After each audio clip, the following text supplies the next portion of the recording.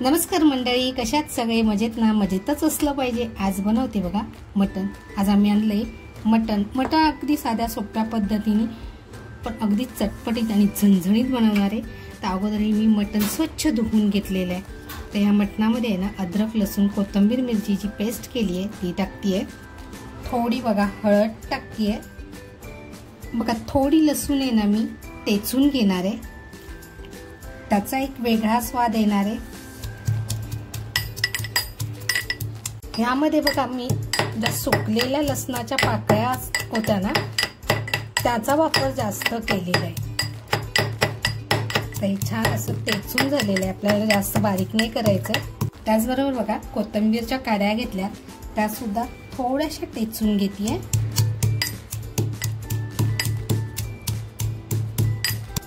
बघा आता आपले टेचून झालेलं आहे। हे टेचून झालेलं आहे ना ते सुद्धा आपल्याला ह्या मटणामध्ये टाकायचंय। आणि बघा आता आपल्याला एक छान असं लावून घ्यायचंय।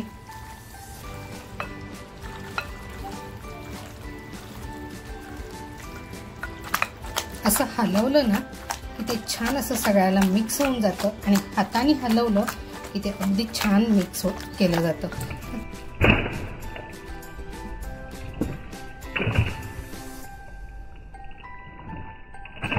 बघा आता आपलं हे मिश्रण आहे ना सगळीकडे छान लागलं गेलेलं आहे। आता ह्याला मी 10 ते 12 मिनिटं बाजूला करून ठेवते।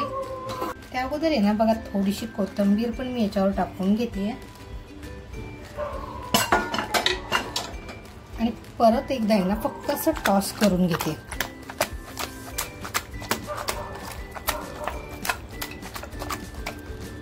आणि आता 10 मिनिटांसाठी बाजूला करून ठेवते।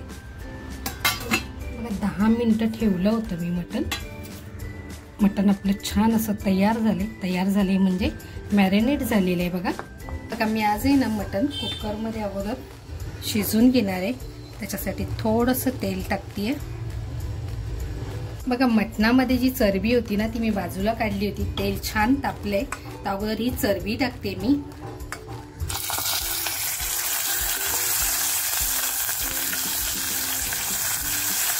चरबी आहे ना मटणात अशी छान तेलात छान फ्राय झालेली आहे। आता जे मॅरिनेट केलेलं मटण आहे ना ते मी मटण याच्यामध्ये टाकते आहे।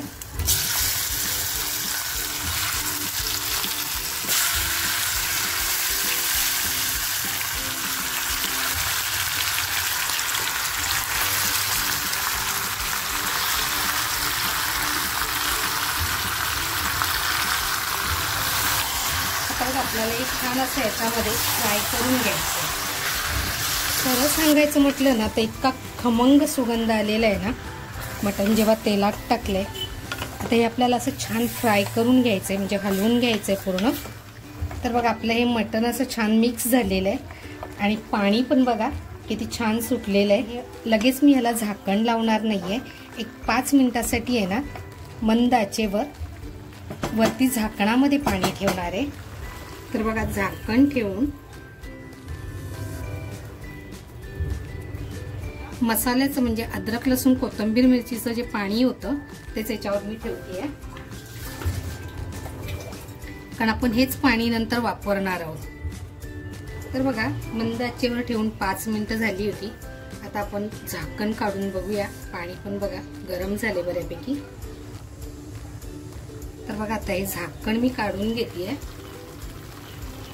आणि हे जे झाकणातलंच पाणी आहे ना त्याच्यामध्ये टाकून घेणार आहे बघा।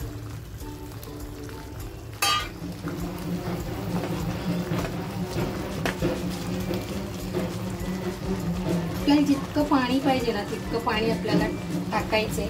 मला जास्त पाणी नकोय म्हणून मी हा छोट्या कुकरचा वापर करतेय। तर बघा आपल्याला जितकं पाणी पाहिजे होतं तितकं पाणी टाकून घेतलेलं आहे, म्हणजे आपलं मटण शिजलं पाहिजे। कुकरला झाकण लावून 3 ते 4 शिट्या करून घेणार आहे।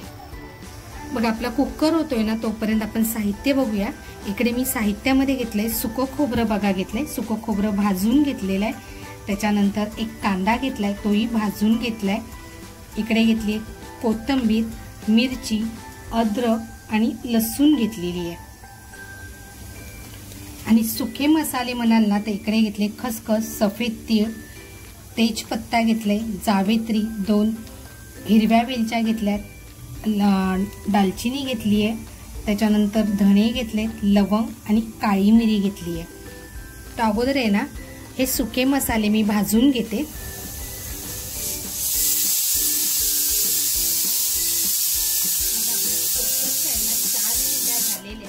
गॅस बंद करते. या कढईमध्ये मी खोबरा आणि कांदा भाजून घेतला होता ना, त्याच कढईमध्ये हे गरम मसाले टाकते आणि भाजून घेते.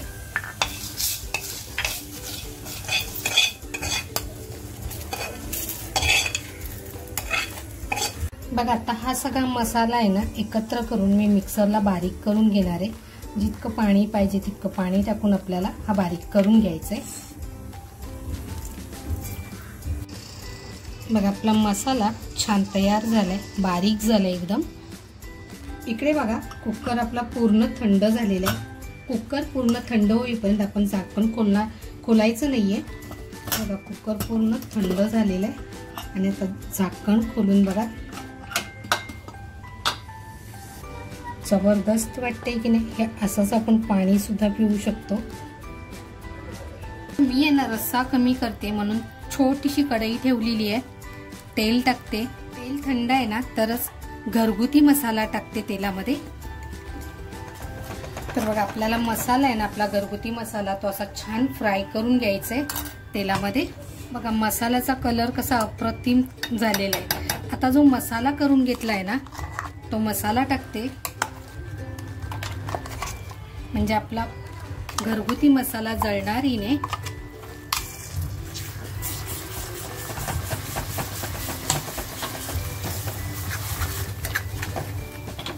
बघा मंद आचेवर छान असा फ्राय करून घेतला म्हणजे मसाला जळणार नाही आणि मसाला सुद्धा छान असा मिळून येईल.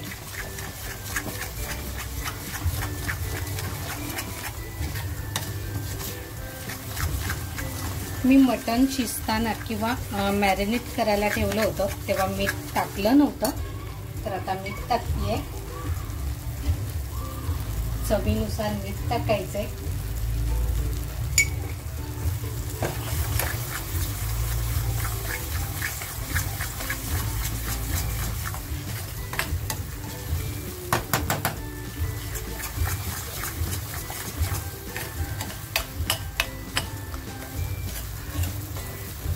मग आपलं तेल सुद्धा असं छान बाजूला सुटत चाललेलं आहे.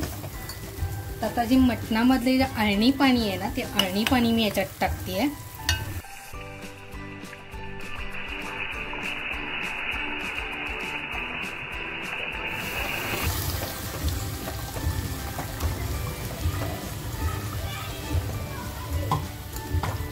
तर बघा हे मटणाचं मी सूप टाकलं होतं अळणी पाणी. तर ह्याच्यामध्ये आपल्याला थोडंसं गरम पाणी टाकायचंय. तर बघा आता मी आहे ना याच्यामध्ये गरम पाणी टाकतेय थोडं. माझ्या लेकीला आहे ना मटणचा रस्सा प्रचंड आवडतो पिण्यासाठी. तर बघा जितकं पातळ पाहिजे होतं ना तितकं पातळ बनवलेलं आहे.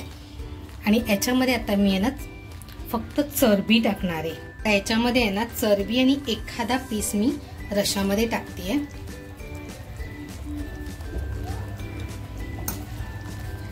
आणि आता हे छान असं उकळून देणार आहे.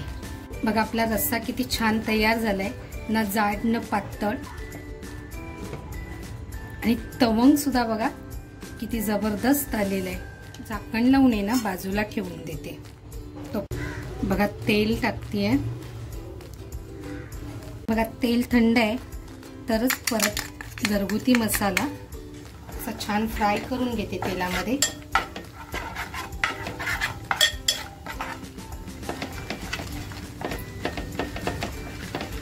तेलामध्ये फ्राय करण्याचं कारण काय माहिती आहे का, आपण जेव्हा पदार्थ बनवतो ना त्यावेळेस त्याला एक कलर अप्रतिम येतो. तर आता बघा ह्याच्यामध्ये मी मसाला टाकते.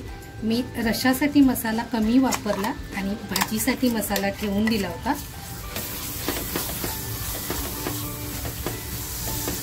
तर बघा मसाला आहे ना छान असा मी फ्राय करून घेते याच्यामध्ये. आता थोडी कोथिंबीर टाकते.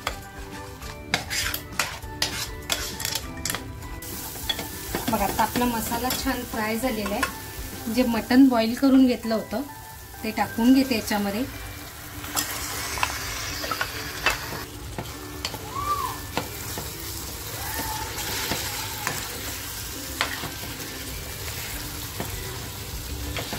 तर बघा आपलं एक सुक्कं मटण सुद्धा छान तयार झालेलं आहे. तर बघा त्याच्यामध्ये चवीनुसार मीठ टाकतेय. मीठ टाकलं नव्हतं मी.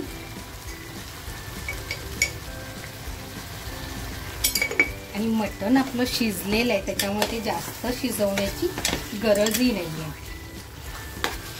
तर बघा आपलं सुक्कं मटण सुद्धा अगदी तयार झालेलं आहे. वरून थोडीशी कोथिंबीर टाकते. बघा थोडीशी कोथिंबीर आणि एकदा परत असं छान हलवून घेते.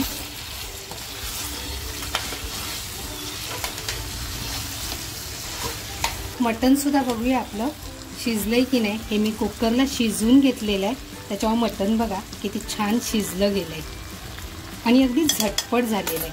तर गॅस बंद करते आता.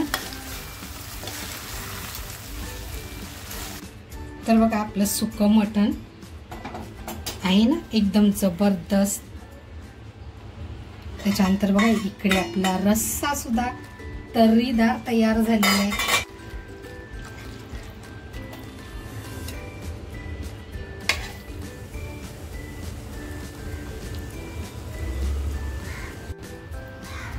रस्सा बघा आपला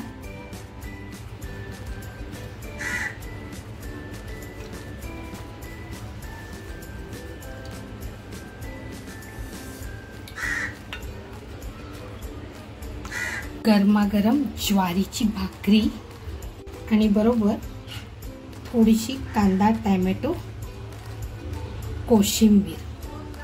तर बघा आता थाली आमची तयार झालेली आहे. इकडे बनवलंय अगदी सुकं मटण. त्याच्यामध्ये पाणी वापरलेलं नाहीये. त्याच्यानंतर तर्रीदार रस्सा बनवलेला आहे. इकडे बघा कोशिंबीर आहे. ज्वारीची गरमागरम भाकर आहे आणि हा भात बनवलाय. पण हा भात तुम्हाला थोडासा वेगळा दिसत असेल तर मसाल्याचं भांडं धुवून जे पाणी निघालं होतं ना ते टाकून न देता मी भातामध्ये वापर केलेला आहे. तर आजचा आमचा मेनू तुम्हाला कसा वाटला, ही रेसिपी तुम्हाला कशी वाटली, आवडली असेल तर नक्कीच लाईक शेअर सबस्क्राईब करा. त्याचबरोबर चॅनलवर नवीन असाल तर सबस्क्राईब करायला विसरू नका आणि स्वतःची काळजी घ्या. थँक्यू.